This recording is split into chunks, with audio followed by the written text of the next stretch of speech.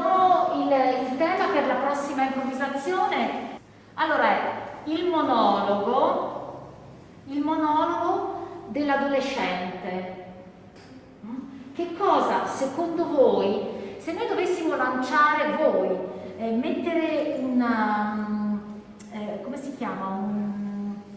Un SOS dentro una bottiglia e lanciarla in mare, in modo che qualcuno, un alieno, qualcuno vi venga a salvare da questo terribile, o invece no, se per voi invece è bello essere un adolescente, lo fate al positivo naturalmente, però è un messaggio, ecco, un messaggio che lanciate a un alieno, a qualcuno che non conosce la terra, che non sa che cos'è un adolescente, che non sa che cos'è quello che state vivendo.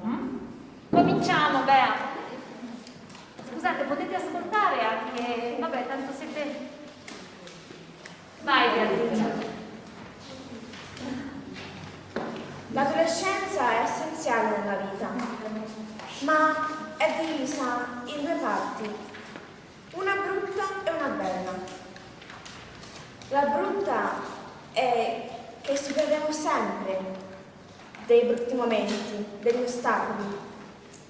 Però magari oltre a questi ostacoli o momenti brutti ci sono anche quelli bellissimi, stupendi, i momenti di amore in particolare. L'adolescenza è un periodo molto confuso. Prima si è felici, un attimo dopo si è tristi, arrabbiati e il momento dopo ancora si è di nuovo felici. Ci sono i primi litigi con i genitori, le prime delusioni sia d'amore ma anche nelle amicizie. Ma oltre a questo ci sono anche dei lati positivi, come l'inizio di una propria indipendenza, delle prime responsabilità, le uscite con gli amici. Ok. Probabilmente questo messaggio non arriverà a nessuno. In fondo a chi importano le parole di un adolescente disperata? Proprio a nessuno. Ma io scrivo lo stesso. Scrivo per me. Io mi sento grande, matura, eppure sono solo una ragazza indifesa che non sa ancora niente del mondo. Mi convinco di essere bella, di essere soddisfatta di me, ma guardo sempre quello che mi manca. Sono come il vento rumoroso che scaraventa gli oggetti da ogni parte, e a volte invece mi sento un soffio leggero, quasi impercettibile. E mi convinco che mi importa di essere ascoltata, mi convinco che non mi importa di essere ascoltata dagli altri, che questo messaggio non interessa a nessuno.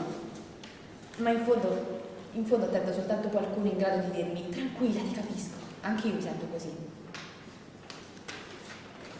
Grazie. Alcune volte essere un adolescente fa schifo. Mi sembra di essere diventata pazza. Vado sempre da uno stremo all'altro. Un momento sono la persona più felice del mondo e l'altro dopo mi arrabbio, poi divento triste, poi ansiosa e di nuovo felice. Questo succede ogni giorno, non ne posso più, sembro una scema. Ok, grazie.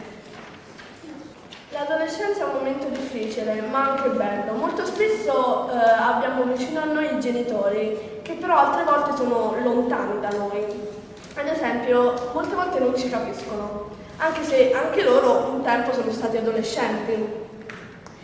E si dimenticano com'è essere adolescenti, secondo me, che oltre ad essere gli anni migliori sono anche gli anni più difficili, confusi, e infatti stanno sempre, dal mio punto di vista personale, a predicare perché cambiamo frequentemente da un giorno all'altro i nostri modi di fare, i nostri gusti, i nostri pensieri, e quindi secondo me diventano più, non mi viene il termine,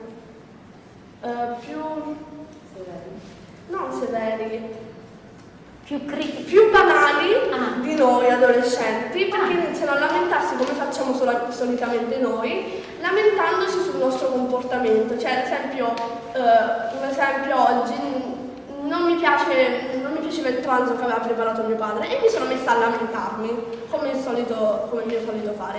E loro si sono messi a lamentarsi ancora di più, come se fossero degli adolescenti, o non lo sono più, perché io mi lamentavo del pranzo. Quindi secondo me, cioè, per certi aspetti i genitori nella nostra perché noi siamo in un periodo di crescita e quindi abbiamo bisogno anche di qualcuno che un po' ci strade nel nostro periodo di crescita, non solo fisicamente ma anche a livello mentale e morale. Però anche da un altro punto di vista, secondo me, rendono il tutto ancora più pesante. Comizio contro i genitori. Cari alieni, volete un consiglio? Restate bambini. Ma non perché io stia male o cose del genere, perché da bambini è tutto più facile. Si fa tutto con più leggerezza, senza problemi, senza scrupoli nel dire la propria. Perché ai bambini non importa nulla di ciò che pensano gli altri. Tra loro non ci sono persone false che da te si fanno vedere come le persone più fidate, ma poi ti sparano dietro. I bambini sono veri, sinceri, senza scrupoli e preoccupazioni. Litigano e poi dopo 2 minuti massimo cantano la canzoncina dell'angioletto e il diavoletto e fanno pace. E quindi, cari alieni, sentite a me, restate bambini, così sarà tutto più facile e non dovrete fare i conti con voi stessi ogni giorno. Ho bisogno d'aiuto, non posso più stare qui. Sulla terra a nessuno frega niente dei giovani. Non riceviamo aiuto, non riceviamo una corretta educazione, non veniamo accettati. Stanno distruggendo il futuro. Mamma, credo di essere gay e ti ritrovi in terapia di conversione. Mamma, vorrei vedere una psicologa e ti dicono è l'adolescenza, passerà. Prof, non sono riuscita a studiare e ti rispondono a me non importa, il 4 te lo becchi lo stesso. Qui, a questa età, ti ritrovi in un vortice di solitudine, senza alcun aiuto. Poi cresci e devi andare via di casa, ma il mondo non lo conosci e di nuovo ti ritrovi da solo. Quindi vi prego, portatemi lontano. Guardate questa immagine,